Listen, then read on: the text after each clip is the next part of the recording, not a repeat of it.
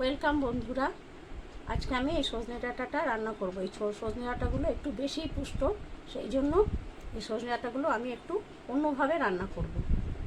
ডাঁটাগুলো তাহলে প্রথমে কেটে নিই।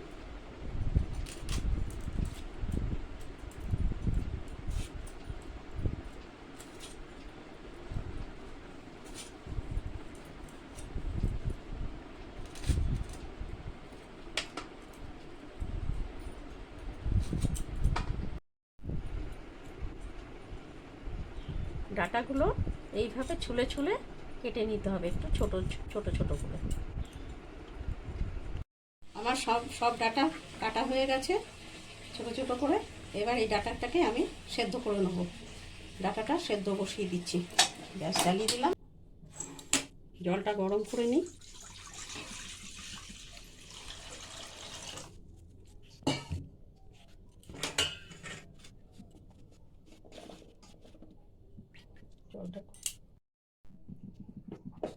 জলটা গরম হয়ে গেছে, এবার ডাঁটাটা আমি এই জলে সেদ্ধ করে নেব।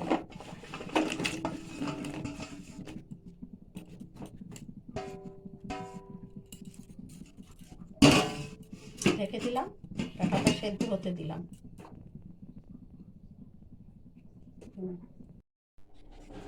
সজনে ডাঁটাটা আমার সেদ্ধ হয়ে গেছে। এবার এটা থেকে আমি এর ভেতরকার যা কিছু সব বের করে নেব, বীজ শুদ্ধ ভেতরটুকু বের করে নেব। ডাঁটাটা এইভাবে করার কারণ, আজকাল বয়স্করাও যেমন ডাঁটা চেবাতে পারে না, ডাঁটাটা একটু শক্ত হয়ে গেলে চেবাতে পারে না, আবার বাচ্চারাও চেবাতে পারে না। সেই জন্য আমি এইভাবে রান্না করার উপায় বার করেছি। এখন আমার সজনে ডাঁটা থেকে কতটা শ্বাস বেরিয়েছে। এবার আমি এটাকে রান্না করব। গ্যাস জ্বালিয়ে দিলাম,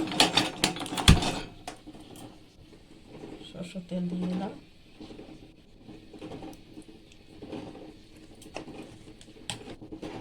কালো জিরে ফোড়ন দিলাম, পাতা, একটা শুকনো লঙ্কা।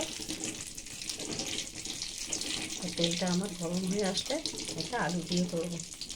আলুটা আমি ছোটো ছোটো করে কেটে নিয়েছি। এই আলুটা দিয়ে এই সজনের শাঁসটাকে বানাবো। এবার আলুটাকে দিয়ে দেবো।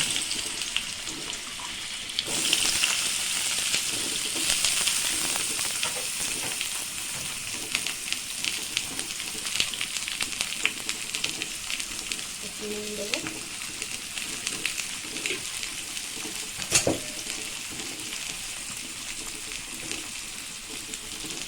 হলুদ দেবো,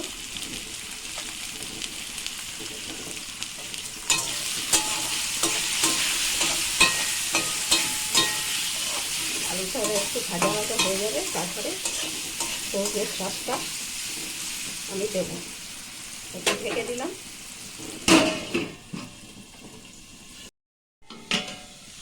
আলুটা আমার ভাজা ভাজা হয়ে গেছে। আলুটা খালি দেখে নিতে হবে সেদ্ধ হলো কিনা। হ্যাঁ, আলু সেদ্ধ হয়ে গেছে। এরপরে এটাকে আমি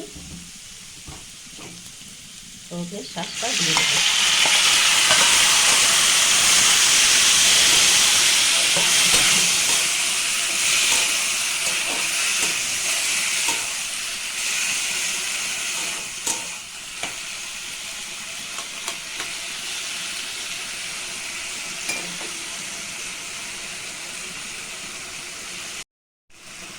এটা আমার একটু ভাজা ভাজা হয়ে গেছে আলুর সঙ্গে।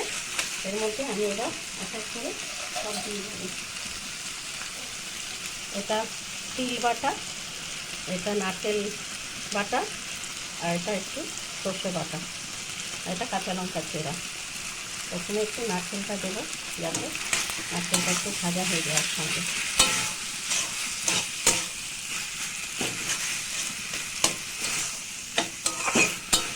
এরপরে এতে আমি তিল বাটাটা দেবো।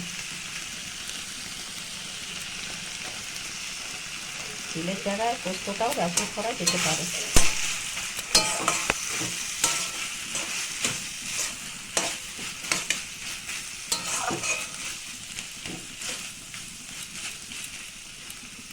একটু এটাকে কষানো কষানো হয়ে গেলে সবার শেষে দেবো আমি শস্য বাটাটা, এটা ঝাঁসটা যাতে বজায় থাকে।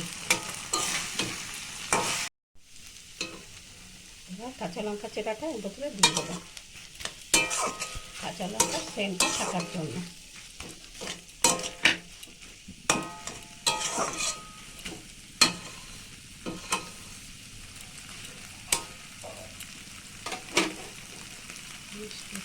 আমার হয়ে এসেছে।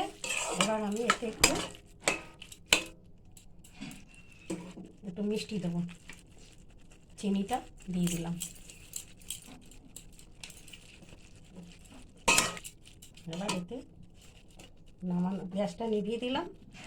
নিভিয়ে দেওয়ার পরে একটু সরষের তেল দিয়ে দিলাম, কাঁচা সরষের তেল দিয়ে দিলাম স্বাদটা আসার জন্য। আমার এই সিঙ্গারাটার শ্বাস রেডি। এইভাবে ট্রাই করে বাড়িতে দেখতে পারেন। আমার সজনে ডাঁটার শ্বাসটা রেডি হয়ে গেছে রান্না। এমনভাবে বানিয়ে খেয়ে কমেন্ট বক্সে জানান কেমন লাগলো। ভিডিওটি ভালো লাগলে লাইক এবং শেয়ার করবেন এবং চ্যানেলটিকে সাবস্ক্রাইব করে দেবেন। ধন্যবাদ।